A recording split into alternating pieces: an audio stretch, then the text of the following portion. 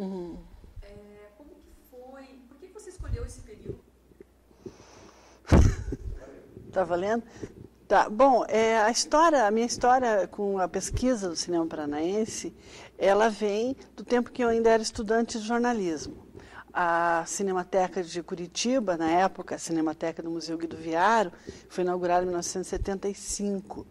E eu participava das sessões, ia lá, assistia os filmes, e eu gostava muito do trabalho do Valêncio Xavier, que na época era o diretor da Cinemateca, que foi o criador da Cinemateca do Museu Guido Viaro, né, atual Cinemateca de Curitiba. E uma vez teve um concurso de crítica. Eu nunca tinha escrito crítica de cinema, e era sobre o Cidadão Kane. E o prêmio era um livro de cinema. Era para movimentar as pessoas que frequentavam. E eu escrevi, me arrisquei e escrevi e ganhei o concurso. Foi a primeira, assim, coisa. E aí eu fui lá conversar com o Valêncio, né, buscar o meu prêmio. E eu falei para ele, olha, é muito importante ganhar um livro sobre cinema, mas o que eu gostaria muito de ter era o livro Curitiba de Nós, que era um livro do Valêncio, com textos do Valêncio e desenhos do Poti Lazarotto. Um álbum bonito, que eu não sei se ainda tem edição no mercado, mas um livro bem interessante. E o Valêncio ficou encantado, ele não me conhecia, eu era uma estudante bobinha. Aí ele me deu o livro e perguntou por que eu gostava de cinema, e eu disse, né, que gostava muito do cinema antigo, gostava dos clássicos, e estava aprendendo, conhecendo com a Cinemateca. E aí ele me convidou para ser estagiária da Cinemateca. E eu fui ser estagiária da Cinemateca, e como a Cinemateca estava começando, a gente começou a procurar as lacunas da pesquisa. Na realidade, naquele momento, nem era lacuna, era um imenso vazio, porque o que existia naquele momento, fazendo um apanhado, um retrospecto do cinema paranaense, era basicamente um artigo do Silvio Bach, se não me engano, de 1968, cujo título era Existe o Cinema do Paraná? Era uma pergunta, então ele fazia um apanhado geral e alguns textos que o Valêncio estava produzindo no período. Mas uma pesquisa sistemática sobre referências, exibições, etc., não tinha. E aí eu fui ser estagiária para cuidar desse projeto, não só para cuidar, para pesquisar, mas para coordenar. Então era uma responsabilidade enorme para alguém que estava começando na pesquisa e tal. E com isso eu fiquei 6, 7 anos praticamente trancada dentro da biblioteca pública, do setor de documentação paranaense, lendo jornais, levantando referência, pesquisando, montando um painel, um quebra-cabeça, buscando informações aqui e ali. E isso gerou um levantamento de todo o período mudo, anterior até ao nascimento do cinema no mundo, porque a gente começou a trabalhar com as questões que se referiam às exibições de vistas animadas, imagens em movimento. Então eu comecei a pesquisa em 1892, o ano de referência, né? E essa pesquisa foi até 1930. Dentro desse estudo, a gente levantou informações preciosas sobre o cinema do Aníbal Requião, sobre o cinema do João Batista Groff, do Arthur Rogue, os pioneiros do cinema paranaense no período mudo, além de fazer um mapeamento das exibições feitas em Curitiba e dos espaços de exibição feitos em Curitiba, no período todo. E aí, isso foi um trabalho bastante longo, e eu, depois disso, me interessei pela pesquisa, continuei trabalhando muitos anos na Cinemateca, e depois, lá por meados dos anos 80, final dos anos 80, eu resolvi fazer mestrado em História Social, que era uma forma de eu ter um embasamento mais teórico, mais aprofundado, além daquele que eu estava tendo na Cinemateca, na construção da pesquisa e no uso do cinema como objeto da história, que era uma discussão mais ou menos recente. Quer dizer, ainda é uma discussão dentro do que a gente pode entender pelo contexto histórico, ainda recente, né? Mas era muito nova. Tanto que a minha dissertação foi a primeira de cinema e história no curso de História da Universidade Federal do Paraná. E aí fui trabalhando nessa área, comecei a me envolver com o Centro de Pesquisadores do Cinema Brasileiro, que é uma entidade nacional que trabalha com o resgate da história do cinema brasileiro, todo o país, reúne entidades, pesquisadores, etc., e da qual hoje eu sou secretária nacional. E assim foi indo. Acho que...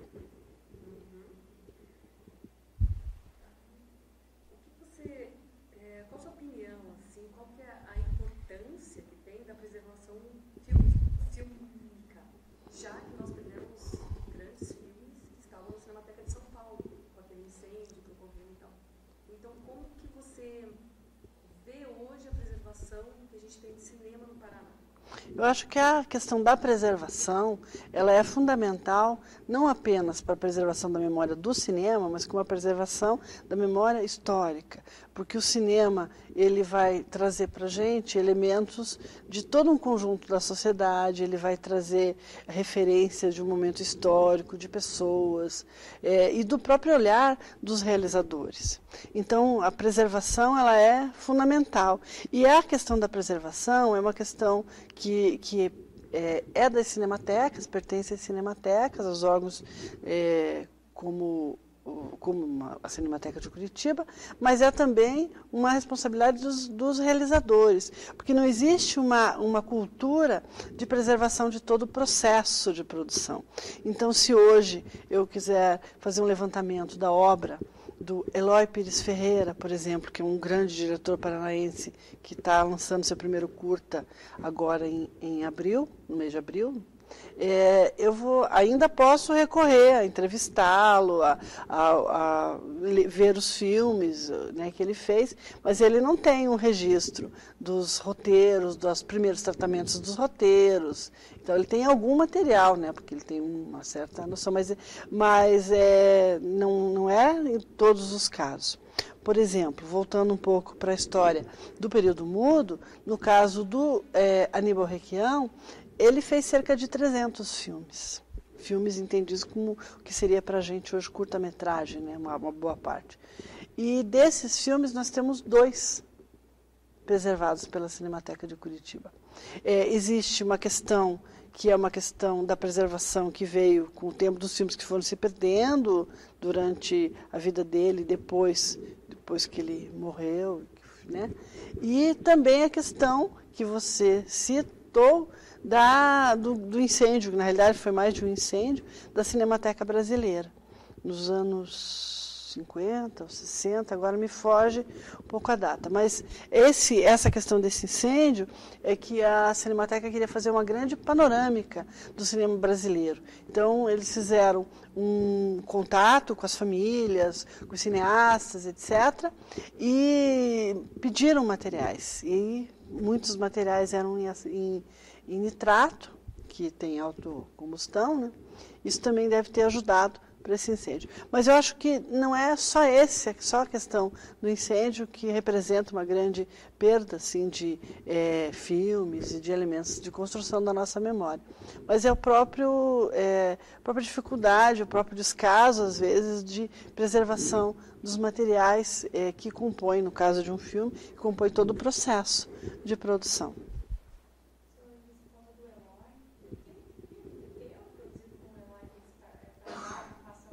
Tem 2, na realidade. Tem o Paraguai Um Passo a Mais e tem o Através do Espelho, que é um vídeo daí, que é sobre as travestis. Do Eloy?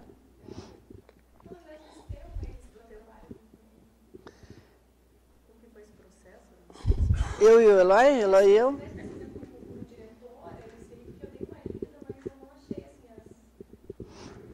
Bom, então, assim, um pouquinho sobre essa questão de produção. Eu tenho, o meu trabalho é mais focado na pesquisa, né? Então, eu não sou uma produtora de cinema, embora eu tenha umas passagens pela área, assim, né? Então, por exemplo, tem um filme que eu gosto muito, que eu fiz, participei da equipe com o Francisco Alves dos Santos, que é hoje diretor da Cinemateca de Curitiba, que se chama Cicatrizes, que é uma colagem sobre a ditadura. E tem o Paraguai Um Passo a Mais, um filme que eu fiz com Eloy Pires Ferreira sobre a questão dos paraguaios no Brasil, da questão da ditadura paraguaia, é um filme dos anos 80. E depois, mais tarde, eu voltei a trabalhar com o Eloy em um vídeo educativo para o Ministério da Saúde, para a Unesco, dentro de um projeto de prevenção de DST-AIDS, né, aqui em Curitiba, com uma ONG, o Grupo Esperança. E aí tem algumas coisas, eu fiz algumas coisas com a Elizabeth Caran, que trabalhou comigo também em um texto sobre o Aníbal Requião, né, que é o pioneiro do cinema paranaense. Eu já estou gaguejando. Ai, que horror. Vai. Tinha a questão que a gente estava tratando sobre o Paraná, nessa época, nesse período de 1900 a 1930, ele tinha uma representatividade no cinema brasileiro, né? Ele era grande em relação ao cinema brasileiro, né? Você entendeu essa representatividade? Ou nós ainda tivemos? Bom, a questão das cinematografias regionais e a questão do cinema paranaense no período mudo, especialmente, era muito interessante, porque a gente precisa olhar para o espaço que a cinematografia regional tinha no mercado local ou nacional em relação à ocupação desse mercado por outras cinematografias, ou melhor, por uma outra cinematografia, que é a cinematografia norte-americana. Então, a chamada Bela Época do cinema brasileiro, que é uma época de produção e de exibição que, na realidade, vai até meados dos anos 10, 12, 1912, 1915, por aí, depende do autor. É uma época de muita produção em todos os estados e uma época de exibição bastante forte, de presença mais significativa dos filmes brasileiros no mercado.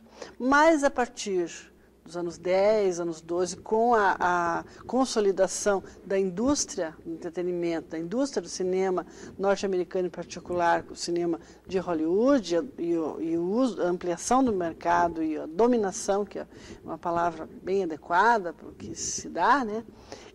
Então o mercado vai sendo gradativamente ocupado pelo cinema estrangeiro. Né? E o cinema nacional, ele vai cada vez mais perdendo seu espaço. Então, por exemplo, em 1930, quando João Batista Groff segue os revolucionários de 30, do sul até o norte, a revolução acaba e um mês e meio depois, o filme dele, Pátria Redimida, está sendo exibido no país inteiro. Em um processo onde ele era o produtor, o diretor, o cinegrafista, o cara que revelava o filme, que montava, que distribuía. Um processo de equipe. Tá? Que é uma característica de um momento, né, da história.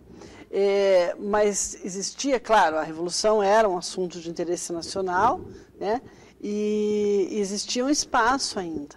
E esse espaço vai se fechando, vai se fechando, vai se fechando, até a gente chegar nos dias de hoje, onde a gente tem filme, uma produção significativa, tanto nacional como local, tanto que a gente tem agora, início do ano, o lançamento do filme de Marco Jorge, Estômago, O Sal da Terra, do Eloy Pires Ferreira, Mistérios, do Beto Carminati e do Pedro Merege, e uma série de produção de curtas, de telefilmes dentro dos editais de incentivo, né, do Estado e do município. Mas qual é o espaço de exibição desses filmes fora de um circuito dito alternativo da Cinemateca, de um circuito mais cult, se é que dá para se usar essa palavra?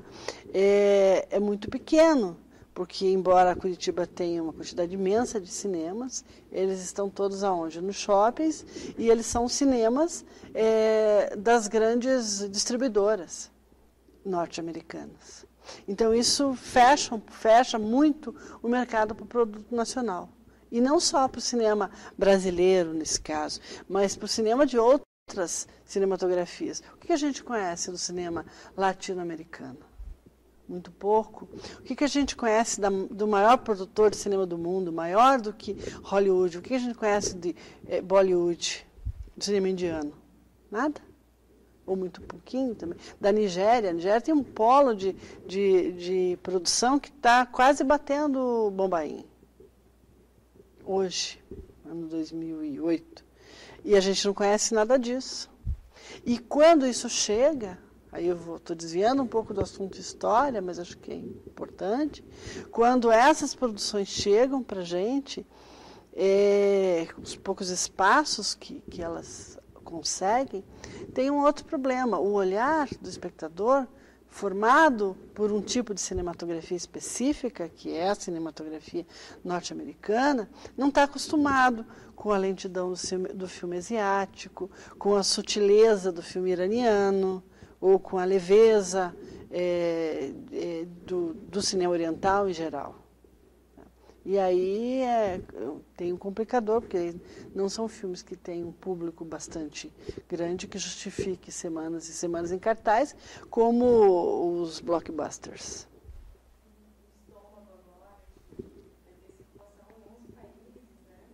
Eu acho que o estômago...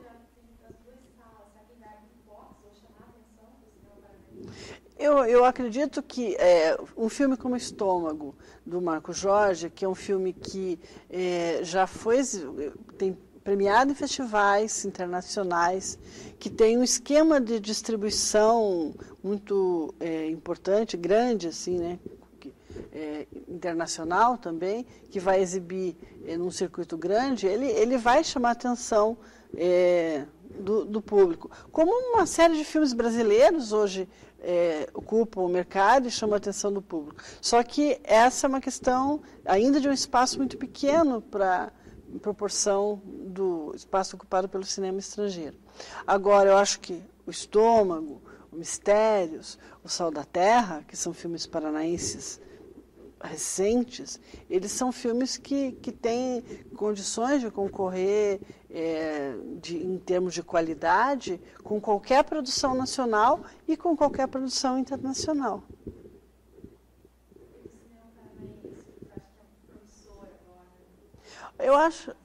Eu acho que a gente tem a geração do Marco Jorge, a geração do Fernando Severo, do Eloy, do Beto Carminati, que é uma geração que vem lá do início da Cinemateca, um pouco antes, uma geração que está bem consolidada na produção hoje de longa, de curtas, e que tem uma visibilidade cada vez maior no cenário nacional.